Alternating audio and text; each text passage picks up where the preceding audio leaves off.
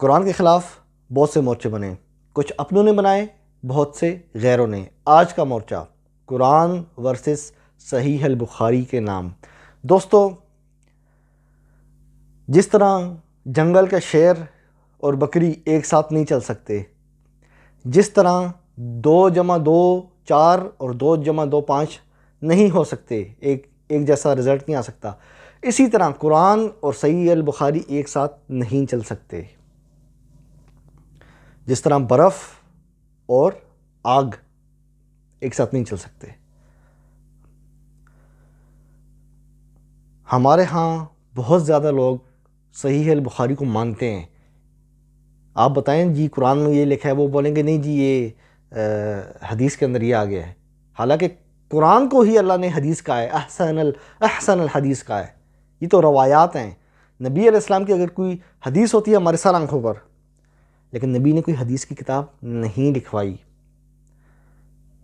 یہ بعد کے جو امام جو محدثین آئے، انہوں نے اپنی سندوں سے نبی تک روایات کرنے کی کوشش کی، مجموعے مرتب کیے، اس کے اندر راوی کا ذہن آ گیا، محدث کا ذہن، پھر اس کے استاد راوی کا ذہن، پھر اوپر تابعی صحابہ کا ان کا ذہن آ گیا، یعنی نبی کے الفاظ میں راوی کے الفاظ مل گئے۔ اس لیے آپ 100% نہیں کہہ سکتے کہ یہ نبی کا فرمان ہے، یہ ہمارا مقدمہ ہے۔ لیکن قرآن واحد چیز ہے جس کے بارے میں آپ کہہ سکتے ہیں 100% یہ قرآن اللہ کا فرمان ہے۔ دوستو، وقت ضائع کیے بغیر قرآن اور صحیح بخاری ایک ساتھ نہیں چل سکتے، یہ ہمارا مقدمہ ہے اور اس کو ہم ثابت کریں گے انشاءاللہ۔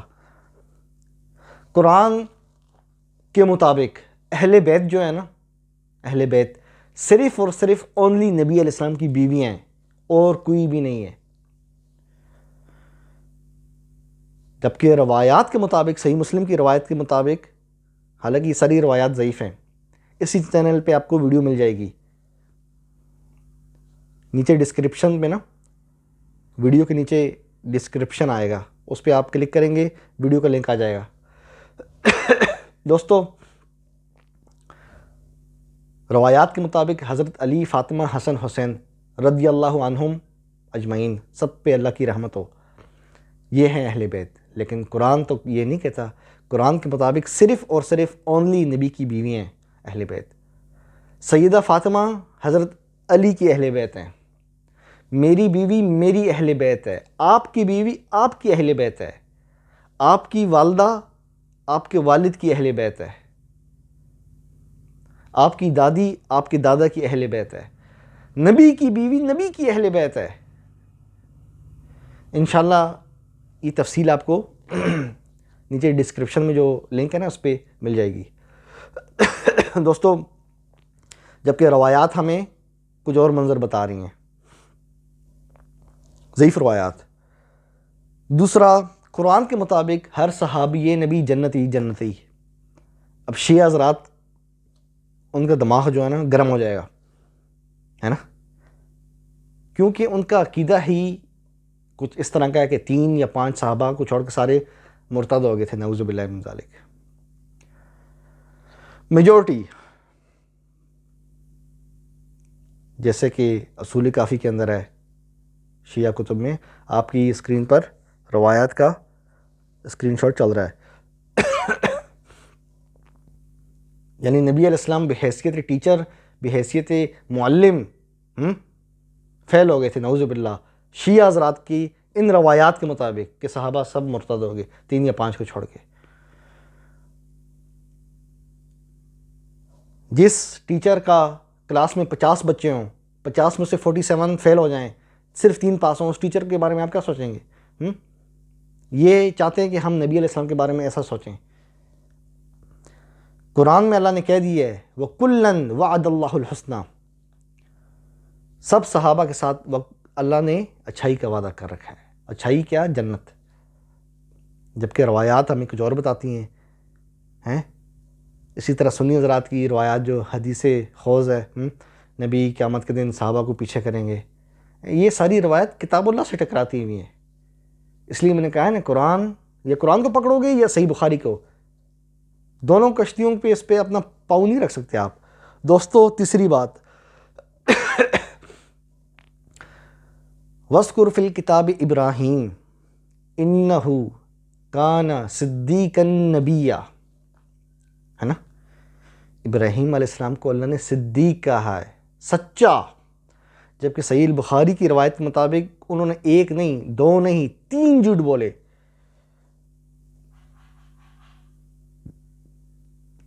ہم اسے دو واقعات کا قرآن میں ذکر ہے، اسے ہم جھوٹ نہیں کہتے، اسے ہم حکمت کہتے ہیں۔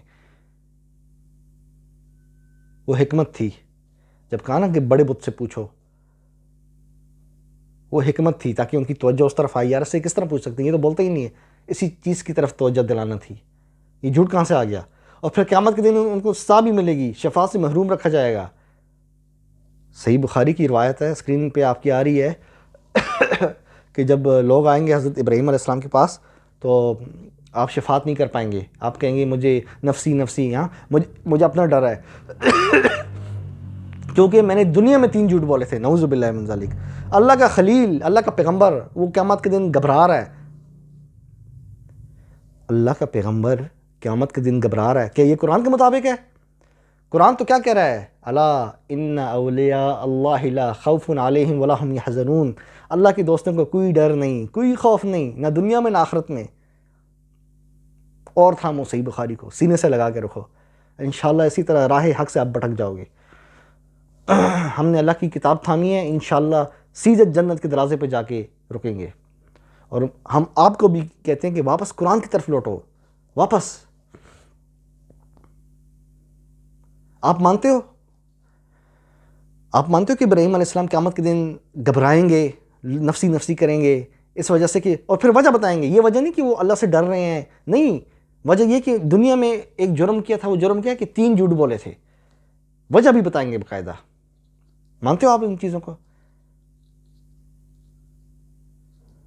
جبکہ قرآن ان کو صدیق کہہ رہا ہے، ان کا مرتبہ ہے۔ آیت آپ کے اسکرین پہ چل رہی ہے، ان کا ذکر خیر اللہ نے پیچھے والوں میں بھی رکھا ہے، جو بعد کے جو لوگ آئیں گے تا قیامت تک، ہر کوئی ابراہیم علیہ السلام کی تعریف کرے گا، لیکن آپ نے تو انہیں جھوٹا بنا دیا۔ اچھا کہتے ہیں جی توریہ ہے، ہاں مطلب توریہ کے طور پہ کہا ہے، یہ کیسا توریہ ہے جس پہ قیامت کے دن سزا ملے گی، شفاعت نہیں ہونے دے گی، شفاعت کا حق چھین لیا جائے گا، اور انہیں احساس ہوگا کہ یار میں نے تو جرم کیا ہے، کوئی 3 جھوٹ بول دیے تھے۔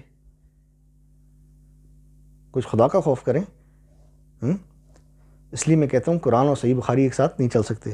دوستو، نبی علیہ السلام کے بارے میں اللہ نے قرآن میں کہا ہے وَإِنَّكَ لَعَلَىٰ خُلُقٍ عَظِيمٍ، ہے نا، آپ اخلاق کے اعلیٰ معیار پہ، سب سے ہائی اس پر فائز ہیں۔ جبکہ صحیح البخاری اور صحیح مسلم کے مطابق نبی علیہ السلام اپنے بعض اصحاب پہ لعنت کرتے، ہاں، اور برا بلا کہتے، اور پھر دعا کرتے ہیں۔ حضرت ابو ہریرہ کی یہ اسکرین پہ چل رہی ہے روایت، پھر دعا کرتے کہ یا اللہ میں نے غصے کی حالت میں اگر کسی کو لعن طعن یا برا بلا کہہ دیا تو معاف کر۔ یعنی کہنے کا مقصد ان لوگوں کا یہ ہے کہ نبی علیہ السلام نعوذ باللہ غصہ کیا ہوتا ہے؟ غصہ شیطانی ہوتا ہے نا، غصے کے تحت وہ صحابہ کو برا بلا کہتے، پھر جب غصہ شانت ہو جاتا، ٹھنڈا ہو جاتا، ہاں، تب آپ کہتے ہو اچھا میں نے تو یہ کر دی ہے، پھر آپ دعا کرتے یا اللہ ان کو معاف کر دے۔ یعنی آپ نبی کو ایسا مانتے ہیں؟ مانتے ہیں آپ نبی کو اس طرح کہ نبی نبی غصے میں آ کے کسی کو کچھ کہہ دے، ہاں، بعد میں نبی کو احساس ہو کہ میں نے تو غلط کر دیا ہے، ندامت کا احساس ہو، پھر اپنے الفاظ واپس لے؟ نبی کو آپ ایسا سمجھتے ہیں؟ وَمَا يَنطِقُ عَنِ الْهَوَىٰ کہاں چلے گی وہ آیت؟ اس لیے میں کہتا ہوں بخاری قرآن ایک ساتھ نہیں چل سکتے۔ دوستو، قرآن مجید کی آیت آپ کی اسکرین پہ چل رہی ہے، اللہ نے ظالم کہا ہے اس شخص کو جو یہ کہتا ہے کہ نبی پر جادو ہوا تھا، جبکہ صحیح البخاری کی روایت کے مطابق نبی پہ جادو ہوا تھا، اور مسند احمد کی روایت کے مطابق 6 مہینے، 6 دن نہیں، 6 ہفتے نہیں، 6 مہینے آپ پہ جادو کا اثر رہا۔ جادو کیا ہے؟ شیطانی اثر ہے۔ نبی شیطانی اثر میں آ گئے. سلیمان علیہ السلام کے قبضے میں جنات ہیں، ہر قسم کا جن ان کے قبضے میں. اور جو امام الانبیاء ہے، خاتم النبیین ہے، آخری پیغمبر ہمارے پیارے نبی علیہ الصلوۃ والسلام، جن کی قبر مبارک مدینہ شریف میں ہے، آپ ان کے بارے میں یہ عقیدہ رکھتے ہیں کہ وہ جادو کے زیر اثر آ گئے، آپ چیزیں بھولنے لگے کہ میں نے یہ کام کیا ہے یا نہیں کیا. یعنی نبی کی عقل پر اثر ہو گیا جادو کا، یعنی شیطانی اثر نبی کی عقل پہ ہو گیا. کوئی خدا کا خوف کرو بھائی. یہ قرآن کیا کہہ رہا ہے آپ کے سامنے؟ جی وہ روایت آ گئی ہے. کسی بھی روایت کی سند سونے سے مضبوط، سونے سے زیادہ چمکیلی اور لوہے سے زیادہ مضبوط ہو، اگر قرآن کے خلاف ہے اس روایت کو اٹھا کے ہم دیوار پہ ٹکا کر کے پڑھیں گے، آواز بھی آئے گی. قرآن جیسا تو کوئی ہے ہی نہیں، باقی کتابیں تو کوئی شے ہی نہیں اس کے مقابلے میں، قرآن کے مقابلے میں. قرآن موسیٰ علیہ السلام کا کتنا بڑا درجہ بتاتا ہے نا؟ بتاتے نا درجہ. صحیح بخاری میں اللہ نے موسیٰ علیہ السلام کو نعوذ باللہ ثم نعوذ باللہ رسوا کیا، ننگا کیا، لوگوں میں ننگا دوڑایا. اللہ کا پیغمبر مجمع بنی اسرائیل میں ننگا بھاگ رہا ہے. صحیح بخاری میں آپ کی اسکرین پہ آ رہی روایت. لوگوں نے پیغمبر کو آگے پیچھے سے ننگا دیکھا، کیونکہ لوگ سوچ رہے تھے کہ جو حضرت موسیٰ کے جو جس طرح ہر مرد کے خصیے ہوتے ہیں نا، ٹیسٹیکلز، جسے آپ مردانہ انڈے کہتے ہیں، جو ہر مرد کے دو ہوتے ہیں، تو لوگ یہ سمجھ رہے تھے بنی اسرائیل والے کہ حضرت موسیٰ کے جو مردانہ انڈے ہیں یہ ان میں کوئی مسئلہ ہے، اسی وجہ سے چھپ کے ناتے ہیں ہم سے. تو اللہ نے پھر ان کا شک دور کرنے کے لیے اللہ نے اپنے پیغمبر کے کپڑے اترا کے ان کو سامنے ننگا لا کے کھڑا کر دیا. دیکھو اس کو کوئی مسئلہ نہیں ہے. کوئی ماننے کی بات ہے؟ کوئی خدا کا خوف کرو بھائی. اللہ کے پیغمبروں کو آپ نے کیا بنا رکھا ہے؟ کبھی آپ کہتے ہو صحیح بخاری میں روایت ہے، ایک نبی نے، اسکرین پہ آ رہی ہے روایت آپ کی، غصے میں وہ جتنی بھی چونٹیاں تھیں ان کی جو بل ہے، جو ان کا وہ جو بنا ہوتا ہے گھر، اس کو آگ لگا دی. کوئی نبی چھوڑا ہے؟ کسی کو بخشا ہے؟ آدم علیہ السلام، نوح علیہ السلام، ان سے جو دنیا کی زندگی میں جو اجتہادی خطائیں جو اللہ نے قرآن میں ذکر کی ہیں نا، جس طرح حضرت آدم علیہ السلام کے بارے میں اللہ نے فرمایا ہے وَعَصَىٰ آدَمَ رَبَّهُ، ہے نا؟ عصا سے کیا مراد ہے؟ نافرمانی کی. ایسا ہی ہے نا؟ پھر کیا فرمایا؟ میں نے اسے معاف کر دیا. لیکن صحیح بخاری کی اس روایت کے مطابق قیامت کے دن انہیں بھی شفاعت سے محروم رکھا جائے گا. انہیں بھی خوف ہوگا کہ میں نے یہ دنیا میں یہ کیا تھا. بھائی جب اللہ نے معاف کر دی ایک چیز دنیا کی زندگی میں معاف کر دی، تو آخرت میں پھر اس پہ سزا کیسی؟ اس لیے میں کہتا ہوں صحیح بخاری اور قرآن ایک ساتھ نہیں چل سکتے. یہ تو چھوٹی سی ویڈیو میں بنا رہا ہوں، کسی دن انشاءاللہ ایک ایک روایت آپ کی خدمت میں پیش کروں گا. دوستو، آپ کی مرضی کون سی کشتی میں بیٹھنا چاہ رہے ہیں؟ ابھی موقع ہے، واپس کتاب اللہ کی طرف لوٹو. نبی علیہ السلام کی جب وفات ہوئی تھی نا، ایک اللہ، ایک رسول، ایک کتاب، اونلی قرآن تھا. صحابہ کرام بھی قرآن کو فالو کرتے تھے، اہل بیت یعنی نبی کی بیویاں بھی قرآن کو ہی فالو کرتے تھے، ہر کوئی کرتا تھا. یہ میرے رب کا فرمان ہے، اس کتاب کی پیروی کرو. آگے آپ کی مرضی، آپ نے صحیح بخاری کی پیروی کرنی ہے یا اللہ کی کتاب کی کرنی ہے.